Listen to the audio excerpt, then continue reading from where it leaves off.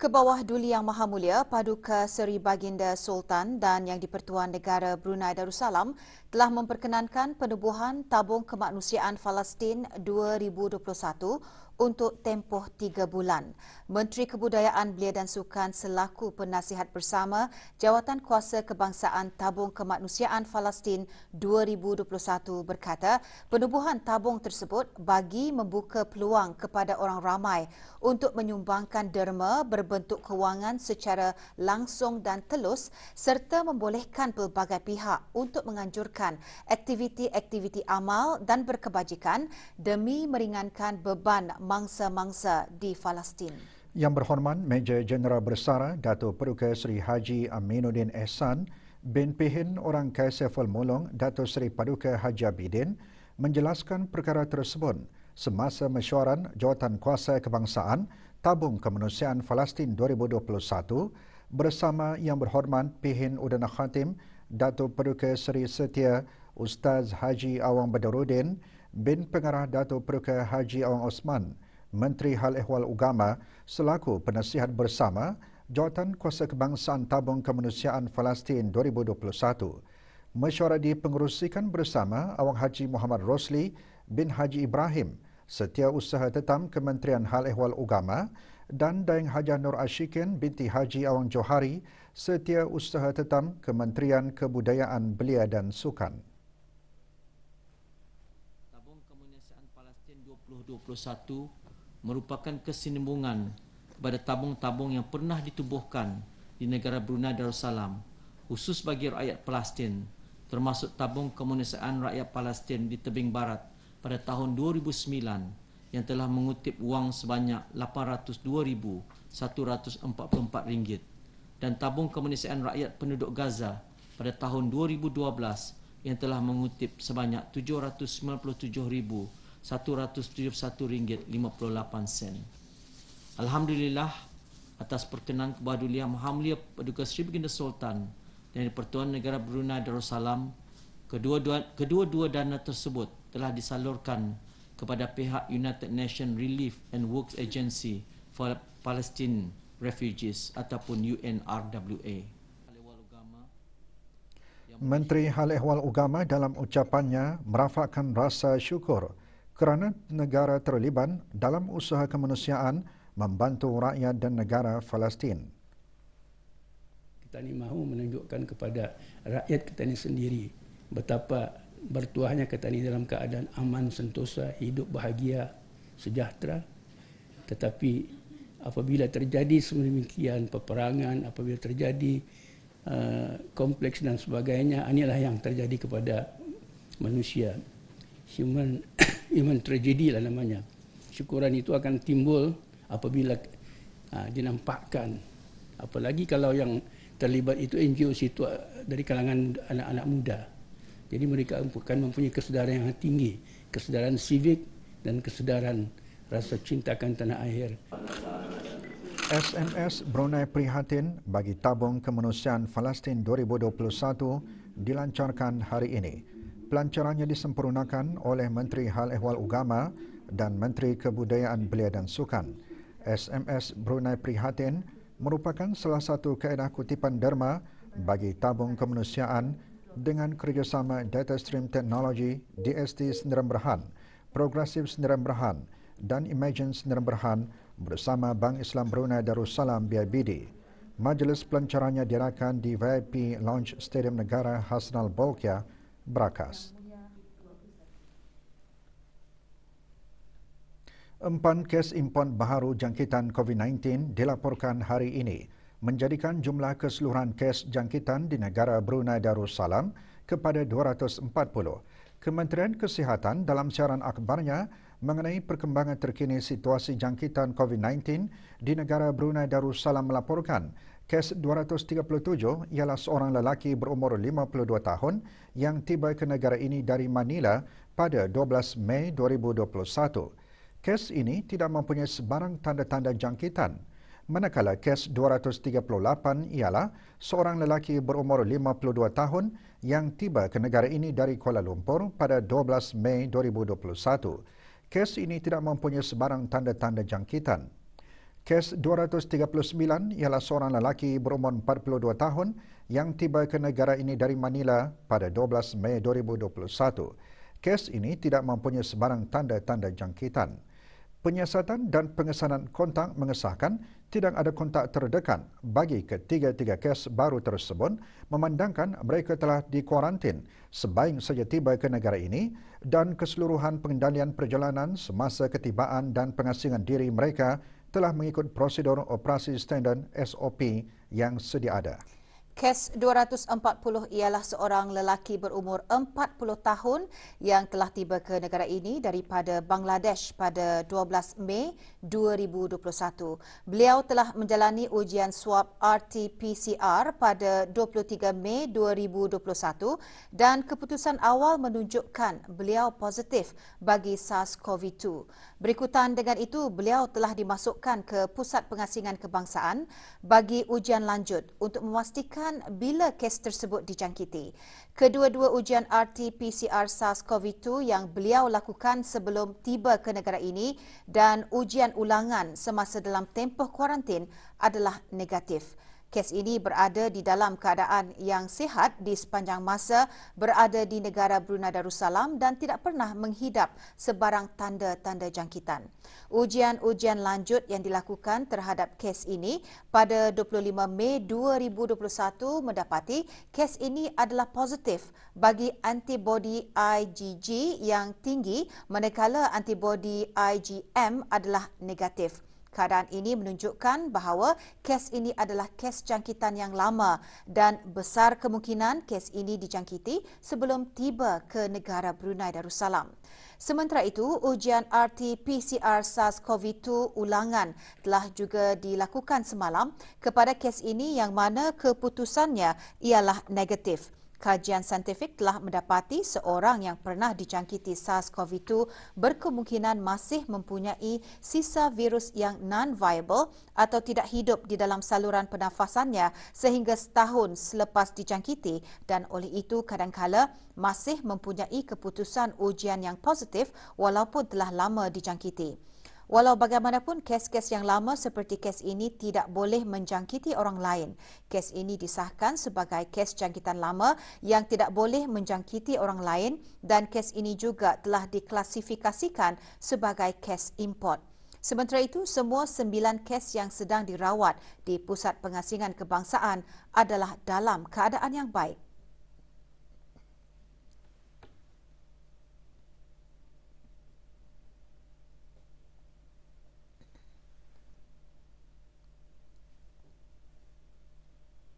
Kes terakhir jangkitan tempatan COVID-19 dilaporkan pada 6 Mei 2020, manakala jumlah kes import sejak kes jangkitan terakhir tempatan dilaporkan sebanyak 99 kes.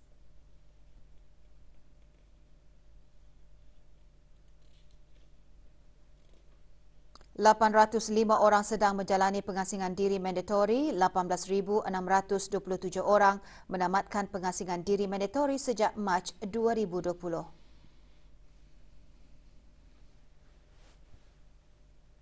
Manakala 1,020 sampel ujian virus SARS-CoV-2 telah dilaksanakan menjadikan jumlah keseluruhan ujian makmal yang dijalankan sejak Januari 2020 kepada 126,634 ujian. Maklumat lanjut dan perkembangan terkini layari laman sesawang Kementerian Kesihatan dan talian kesihatan 148. Projek pembukaan kawasan penanaman padi secara komersial berkeluasan 500 hektar kawasan Kandol di daerah Blain merupakan antara usaha kerajaan ke arah meningkatkan lagi keluaran serta tahap sara diri bekalan beras negara dalam memastikan sekuriti makanan bekalan beras di negara ini terjamin. Projek antara lain akan mewujudkan kawasan penanaman padi berskala komersial yang berpotensi untuk menjadi jelapang padi negara yang baharu yang mampu mengeluarkan hasil sehingga 8,000 tan metrik padi. Bagi memastikan kerja infrastruktur projek berjalan dengan sempurna, pagi tadi diadakan majlis doa selamat bagi projek tersebut di kawasan kemajuan pertanian Kandol Labi. Hadir yang berhormat Datuk Seri Setia Awang Haji Ali bin Apong, Menteri Sumber-Sumber Utama dan Pelancongan, dan yang berhormat Datuk Seri Setia Jurutera Awang Haji Suhaimi bin Haji Ghaffar, Menteri Pembangunan selaku pengerusi bersama jawatan kuasa tertinggi projek berkenaan. Juga hadir Datuk Seri Paduka Dr. Haji Abdul Manaf bin Haji Matusin, Timbalan Menteri Kewangan dan Ekonomi selaku pengerusi jawatan kuasa operasi dan pelaburan, dan Datuk Seri Paduka Arkitek Awang Haji Marzuki bin Haji Mohsin, Timbalan Menteri Pembangunan selaku pengerusi jawatan kuasa teknikal dan infrastruktur projek. Sekarang saya disaksikan kawasan-kawasan tapak fasa 2.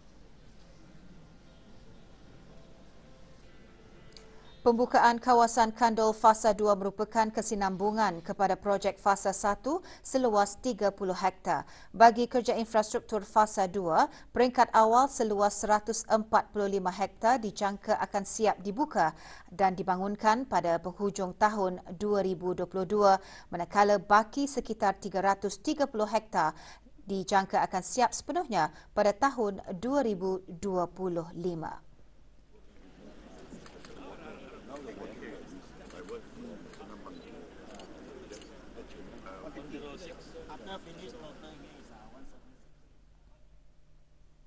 Pesta pengguna di Dewan Bredex Jerudong diadakan sehingga 30 hari bulan ini. Bahan berita mengenainya menyusul selepas ini bersama bahan berita lainnya.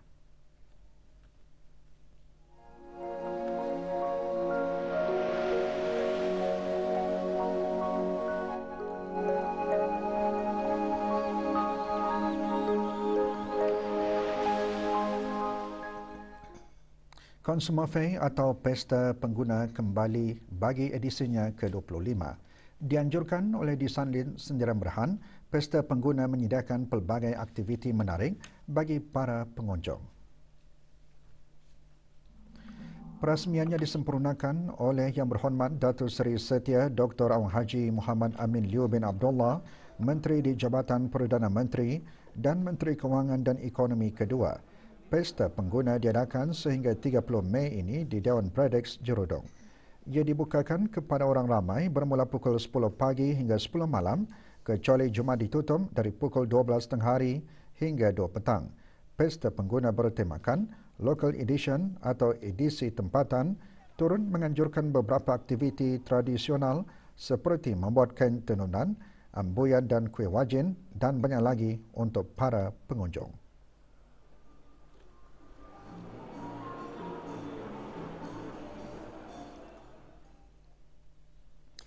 Pesta Pengguna menyediakan platform yang bersesuaian untuk mempromosikan perusahaan kecil dan sederhana sambil memperkenalkan rangkaian produk dan perkhidmatan mereka secara langsung kepada para pengguna. Pesta Pengguna terus berkembang dengan mantap dengan peningkatan bilangan peserta Pesta Pengguna dan pengunjung yang menggalakkan setiap tahun. Beberapa peserta berkata ia merupakan penyertaan kali pertama mereka dalam Pesta Pengguna pada tahun ini dan berharap produk mereka akan diiktiraf di dalam negara. Consumer Fair ke-25, kami telah membawakan 9 pengusaha di bawah Brunei Made Booth. Sekarang kami punya produk ada makanan kering, ada kosmetik, ada pharmaceutical dan ada juga wangi-wangian. Ini kami punya itulah usaha untuk mendapatkan akses untuk pengusaha tempatan untuk local market. Dan kami juga mau mengeksposkan dorang punya produk lah. Kelainan yang dapat kami rasai daripada tahun-tahun sebelumnya adalah tahun ini ada peniaga-peniaga daripada luar negara. Semua fokus arah peniaga-peniaga anak-anak tempatan. Program Hal Ehwal Ugama terus proaktif memberikan pendedahan kepada tenaga pengajar dengan menganjurkan beberapa bengkel melalui program Ta'ziz Al-Lughah Al-Arabiyah bi Madaris Arabiyah. Majlis penyampaian sijil yang disempurnakan oleh Awang Haji Muhammad Rosli bin Haji Ibrahim, Setiausaha Tetap Kementerian Hal Ehwal Ugama. Program dianjurkan oleh Pejabat Setiausaha Tetap Kementerian Hal Ehwal Ugama dengan kerjasama Bahagian Perancangan dan Pembangunan Sumber Manusia Jabatan Pentadbiran. Program seumpamanya bertujuan memantap dan memperkasakan kemahiran tenaga pengajar di dalam pengajaran dan pembelajaran selain meningkatkan profesionalisme dan menjana ilmu dalam pengajaran dan pembelajaran kemahiran penulisan. Berkaitan dengan penulisan dalam bahasa Arab, macam mana cara-cara yang sesuai untuk mudah bagi kanak-kanak menulis bahasa Arab, menulis karangan dalam bahasa Arab, membentuk ayat-ayat dalam bahasa Arab, kemudian menyusunnya semula untuk menjadi satu karangan. Panjang menjalani kursus itu, kami diajarkan kemahiran menulis dalam bahasa Arab, cara membuat namanya insya karangan dalam bahasa Arab, surat dalam bahasa Arab, dan macam mana juga cara mengajar kepada murid-murid yang kami ajarlah. Untuk memantapkan lagi atau memahirkan lagi dalam penulisan bahasa Arab itu. Generasi muda berpeluang untuk mengongsikan hasil kajian sejarah masing-masing sekaligus dapat memperkenalkan mereka dengan kajian sejarah yang bersifat komprehensif menerusi program Menyuluh Sejarah Brunei 2021. Program anjuran Pusat Sejarah Brunei melalui bahagian Pusat Pengkajian Borneo dengan kerjasama Persatuan Sejarah Brunei Persebar. Program bermula dengan pembentangan kertas perdana bertajuk Peranan Generasi Muda dalam Penghayatan Sejarah yang disampaikan oleh Profesor Madya Dr. Haji Ong Asbol bin Haji Mail, Program Pengajian Sejarah dan Antarabangsa, Fakulti Sastra dan Sains Sosial serta Akademi Pengajian Brunei, Universiti Brunei Darussalam. Beliau antara lain mengongsikan mengenai kepentingan belia untuk mengetahui serta mempelajari sejarah negara dalam sama-sama merealisasikan Wawasan Brunei 2035. Manakala Dayang Nur Liliani binti Muhammad Ramli, mahasiswa Universiti Brunei Darussalam pula membentangkan kertas kerja bertajuk Institusi Penghulu Mukim dan Ketua Kampung bagi Daerah Tutong Era Pentadbiran Residen British 1906 hingga 1959 dan Era Pendudukan Tentera Jepun 1941 hingga 1945 turut disentuh mengenai peranan para penghulu mukim dan ketua kampung sebagai badan penggerak kemasyarakatan iaitu menjadi pembangkit kepada kepimpinan peringkat akar umbi dalam pembangunan negara. Juga hadir ahli-ahli Majlis Mesyuarat Negara. Seorang lelaki tempatan didenda RM49,000 atau 15 bulan penjara jika gagal membayar atas kesalahan di bawah perintah eksais iaitu memiliki 49 karton rokok. Pangeran Saiful Rijal bin Pangeran Azahari berumur 42 tahun didapati bersalah oleh Mahkamah Magistrate Bandar Seri Begawan dan diberi tempoh sehingga 1 April 2022 untuk menjelaskannya. Tertuduh ditahan pada 3 Mei lalu di skim Tanah Kurnia Rakyat Jati Rimba. Sementara itu, seorang lelaki tempatan juga dihukum denda atas kesalahan yang sama oleh Mahkamah Magistrate Bandar Seri Begawan. Afizan bin Muhammad Zain berumur 31 tahun didapati memiliki 162 paket rokok didenda RM14,600 atau 13 bulan penjara jika gagal membayar dan diberi tempoh sehingga 1 Februari 2022 untuk menjelaskannya. Dia ditangkap pada 13 Mei lalu di Kampung Delima 1. Semua rokok dari kedua-dua kes dirampas untuk dimusnahkan. Sempena sambutan Jubli Intan Angkatan Bersenjata di Raja Brunei ABDB yang akan diadakan di Bandar Seri Begawan pada 31 Mei 2021, raptai penuh sambutan tersebut akan diadakan esok Khamis 27 Mei 2021 dari pukul 2 petang hingga 5 petang. Beberapa jalan utama di Bandar Seri Begawan Jalan Sultan Omar Ali Saifuddin, Jalan Elizabeth II, Jalan MacArthur, Jalan Kianggih, Jalan Residency, Jalan Priti dan Jalan Sumbiling dan Jalan Stony dikawal selia sepanjang raptai. Liga Futsal Brunei 2021, anjuran Persatuan Bola Sepak Brunei FABD akan membuka tiranya pada 4 Jun depan. Format saingan musim ini diadakan secara Liga 1 pusingan dan 4 pasukan teratas setiap kumpulan akan mara kepusingan kalah mati.